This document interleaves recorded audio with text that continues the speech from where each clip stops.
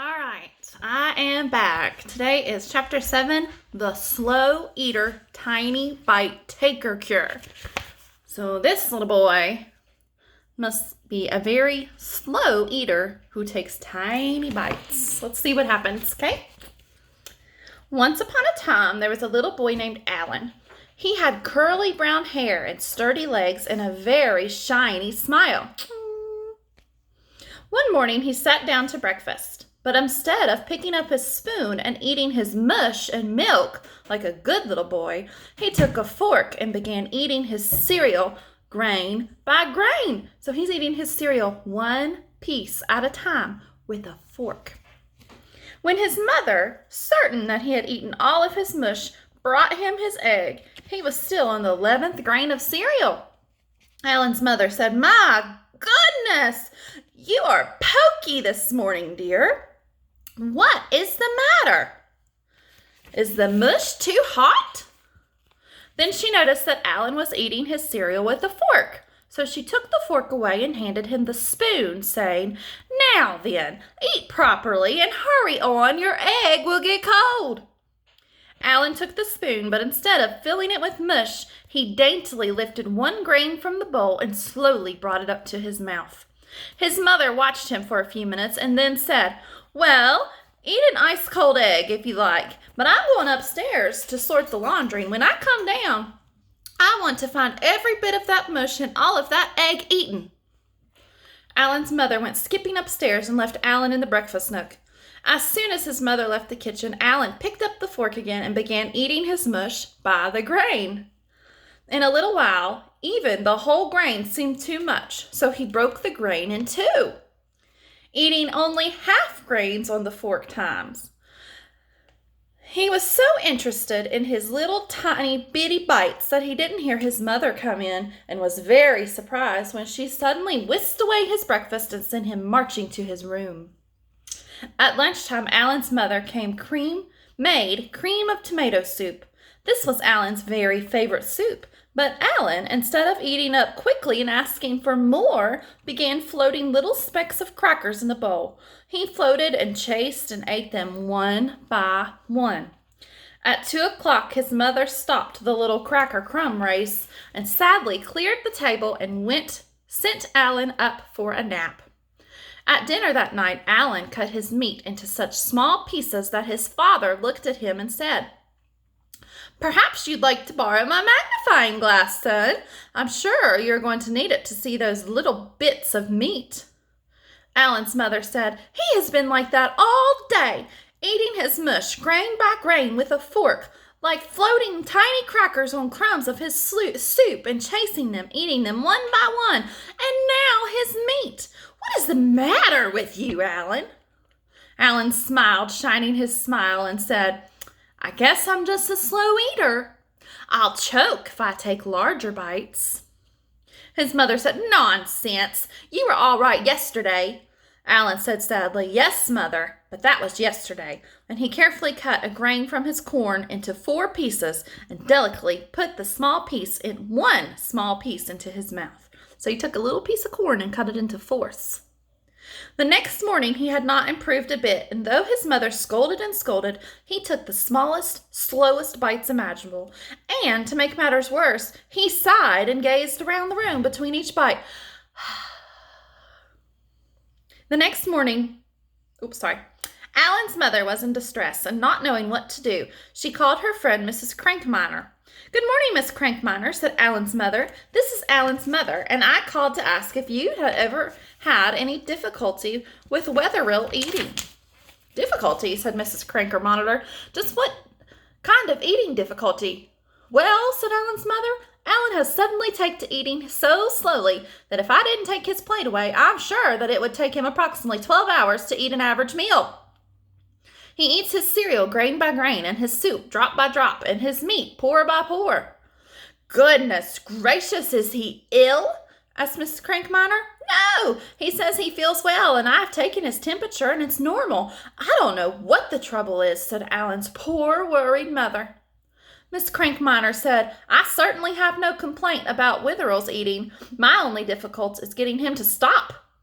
Yesterday morning before breakfast, he weighed 182 pounds, and his father has become calling him Blimpy. Oh my, said Alan's mother. I guess you have a more serious problem than I have, and she hung up the phone. Then she called her friend Mrs. Wingsprong. Miss Wingsprong, she said, do you have any trouble with Pergola eating at mealtimes? Mrs. Wingsprong said very carefully, no, not exactly trouble, but we do have to keep after her to chew her mouthful 100 times. Sometimes she's forgetful and only chews her food about 93 times. And one day I caught her stopping at 71 times. Alan's mother could already picture how disastrous it might be if Alan heard of how they chewed each bite 100 times, because if she multiplied each grain of mush in a dish by 100 and took accurate count of unbelievable slowness with which Alan was able to chew, she realized... Sorry, my dogs went crazy. Where were we? She realized that he would die of slow starvation before the day had passed. Alan's mother hurriedly said goodbye to Miss Wigglesprong and hung up the phone. Then she called Patsy's mother. She said, does Patsy eat everything that is put before her quickly without urging? Patsy's mother said, yes, she does. Why? Alan's mother said, because Alan has taken to eating like a scared mosquito, and I don't know what to do. Patsy's mother called Mrs. Piggle-Wiggle. Call Mrs. Piggle-Wiggle. She'll know what to do. You remember the radish cure, don't you? Alan's mother was delighted. She said, oh, of course I remember. And she did. She called Mrs. Piggle-Wiggle. On my phone. There we go. Mrs. Piggle-Wiggle said, so Alan has become a slow eater, tiny bite taker, has he? Oh, I thought he looked a little pale this afternoon. Alan's mother said, he is so pale his father calls him the little doughboy, and I know that he hasn't eaten more than a tablespoon of food in the last 2 days. What will I do, Mrs. Piggle-Wiggle? Mrs. Piggle-Wiggle said, don't worry about Alan. He'll be all right in a day or two. Let me see. Yes, it is Alan coming down the street right now, so I'll send him home the slow eater, tiny bite taker dishes with him.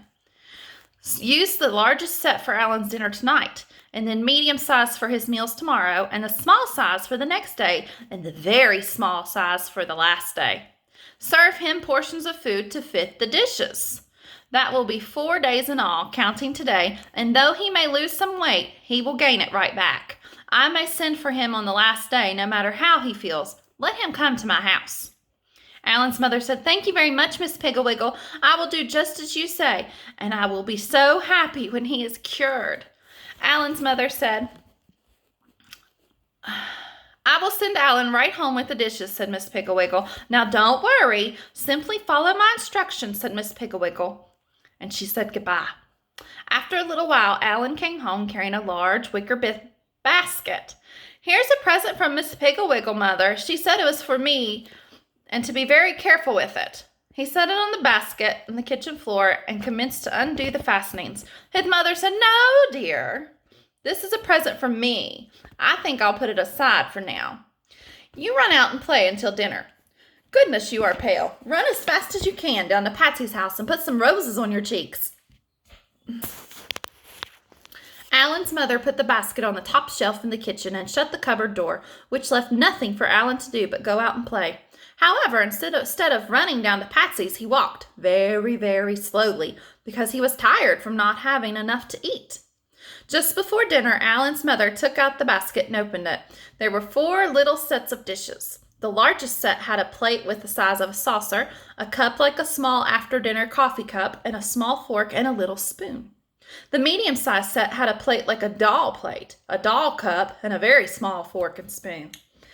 And the smallest size had a plate the size of a silver dollar, a cup like a thimble, a fork like a match, and a spoon like a salt spoon.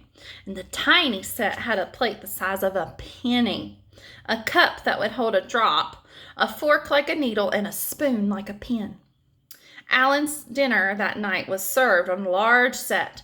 He was given a baked potato as small as an egg, a piece of meat like a postage stamp, and a slice of tomato, and a small cup of milk.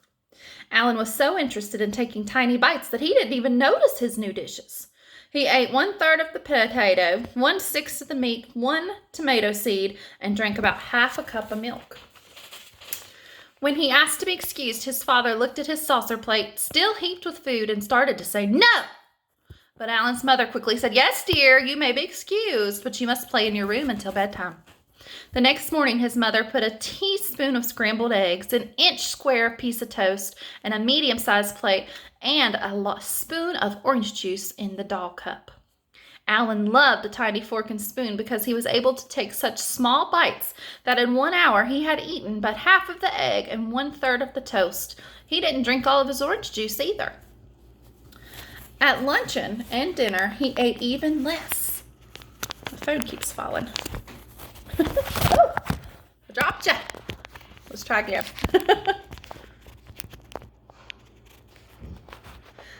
Let's see. At lunch and dinner, he ate even less and even took smaller bites. He had turned very pale green and was so tired he had to sit down all of the time. The next day, his mother brought out the small dishes. On the dollar plate, she put 3 cornflakes, a piece of bacon, the size of a snowflake, and 1/4 of a teaspoon of egg. Then in a thimble cup, she put 10 drops of cocoa. Alan was so tired that he had to crawl into breakfast on his hands. He was happy about the tiny dishes, though, and gave his mother a very slickly addition of a shiny smile. He cut the cornflakes into 13 pieces and ate part of one. He ate a speck of egg and a nibble of bacon and 5 drops of cocoa, and then crawled on and laid in the couch. So he's so tired he can't even walk. For lunch, he had 7 drops of soup, 2 cracker crumbs, and enough milk to barely moisten his lips. For dinner, he ate lima beans and drank 4 drops of... Let me show you before we go to the next page. Here he is, crawling to the dinner table because he's so weak from where he hasn't been eating. So he drank 4 drops of milk. He crawled up to bed right after dinner. He had to rest 8 times on the way upstairs. The next morning, he was so tired it took him half an hour to crawl down to breakfast. His mother had the penny plate and the drop cup and the needle, fork, and pin spoon. And on the penny plate, she had 1 grain of egg, 2 toast crumbs, and a raspberry jam seed. Then she had dropped a drop of milk in the cup. Alan was so weak he had to lift the needle fork with both hands. But even he had to cut 1 grain of egg into 2 and only ate the toast crumbs, 1 of the toast crumbs. He drank half the drop of milk and then laid down on the breakfast nook bench. Just then the telephone rang, and it was Mrs. Piggle-Wiggle for Alan. His mother had to carry him to the telephone and hold on to the big, heavy telephone receiver. Mrs. Piggle-Wiggle had great difficulty in hearing his weak, squeaky voice, and finally had to give up and talk to his mother.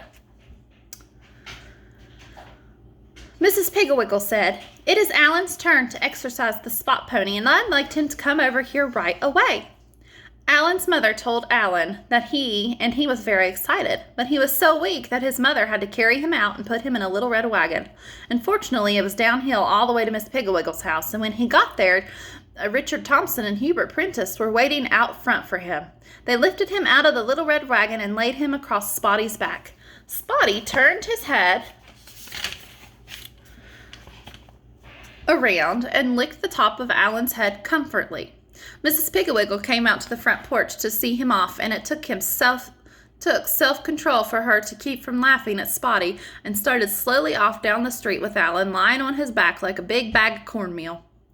All morning, Alan lay on the spotty back of his face buried in his mane, while Spotty raced down the streets. Several times, women rushed out of their houses and asked if he was sick, if he needed any help, and Alan was very embarrassed and squeaked out, "I'm all right!" I tried to sit up, but I was too weak. When 12 o'clock came, Alan was so tired that he knew he could not stay on Spotty's back another minute. So he guided the pony up to his own front gate, and then he rolled off his back onto the grass, and there lay the wet sock and bawling. His mother looked out the kitchen window, seeing him lying there, and became frightened. She thought Spotty had sprinted horse and had bucked Alan off. She ran out and knelt beside him. "Darling," she said, "are you hurt? Did that vicious horse throw you? How many times did he buck?" Alan smiled weakly at the idea of gentle little Spotty bucking and throwing anyone, but then he began to cry again as he remembered that this was the last chance for a long time to exercise Spotty, and he was so weak that he couldn't stay on his back. He finally said to his mother, "Spotty did not buck or throw me. It's just me. I'm so tired. I can't stay on his back. I rolled off and now I can't get back on. It's my turn to exercise him, and I won't have another turn for a long time." Alan's mother said, "Now, see here, Alan, this all comes from you turning to a slow eater, tiny bite taker. And if you tried to ride Spotty this afternoon, you will have to come into the house and eat something." She tied Spotty to the fence, picked up Alan, and carried him into the house and set him at the breakfast nook. He leaned weakly back against the wall and closed his eyes. His mother began rattling pans and turning on the burners, and pretty soon she handed him a drop cup filled with cream of tomato and a penny plate with 2 cracker crumbs on it. She said, "Now drink this soup, 1 gulp, and put both of these crumbs in your mouth at once." Alan did as he was told, and then he leaned back and closed his eyes again. And then his mother handed him a thimble cup with the milk and a tiny peanut butter sandwich on the dollar plate. She said, "Drink the milk in 1 swallow and put that whole sandwich in your mouth." Alan did, and was surprised to find that he didn't feel quite so tired. He leaned back, but he kept his eyes open. Then his mother handed him the doll cup filled with soup and the doll plate with some cottage cheese on it. "Drink that soup right down," she said, "and here is a large fork.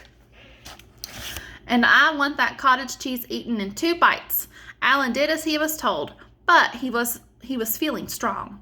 He could sit up with one leaning back. Oddly enough, he was very hungry. His mother handed him the after-dinner coffee cup filled with milk and a saucer plate filled with a piece of gingerbread on it. Alan didn't have to be told how to eat and drink these. He took large, hungry bites and began squishing gulps, and dishes were empty. His mother said, "Do you feel better, dear? Have you had enough lunch?" "Of course." Oh. Alan said, "I feel much better, Mother, but I'm still very hungry. May I have a large bowl of soup and a large glass of milk?" "Of course, dear," said Mother. She quickly filled a large bowl with soup and a large glass with milk. Alan ate every drop of the soup and drank every drop of the milk, and then jumped up from the table saying, "Oh, Mother, I bet Spotty's hungry. Shall I give him some soup?" "No, dear," said his mother. "I think that Spotty would prefer an apple and some lumps of sugar." So they fed Spotty, and then Alan climbed into his back and rode proudly away, sitting up very straight and tall and holding onto the reins with one hand. When Spotty reached the corner by Patsy's house, his mother called him to come back. He turned Spotty around and steered him up to the gate, and his mother came out with the basket of slow-eater, tiny bite-taker dishes. "Would you mind returning these to Miss Piggle-Wiggle?" she said. "Not at all," said Alan graciously. "Just hand me the basket. I'll put it here in front of me and hold it with this hand. You see, Mother, I only have to have one hand to steer now." He carefully arranged the basket, kissed his mother, clung to Spotty, and away they went in a very slow walk towards Mrs. Piggle-Wiggle's house. So Miss Piggle-Wiggle taught him a lesson about eating slowly. It was his turn to exercise her horse. And he was so tired from eating on those little teeny tiny plates and cups that he couldn't do it. So he really wanted to ride Spotty the horse. In order to do that, he had to have energy. And in order to have energy, he had to eat. So let's not be picky eaters, okay? All right, I'll see you guys later. Bye.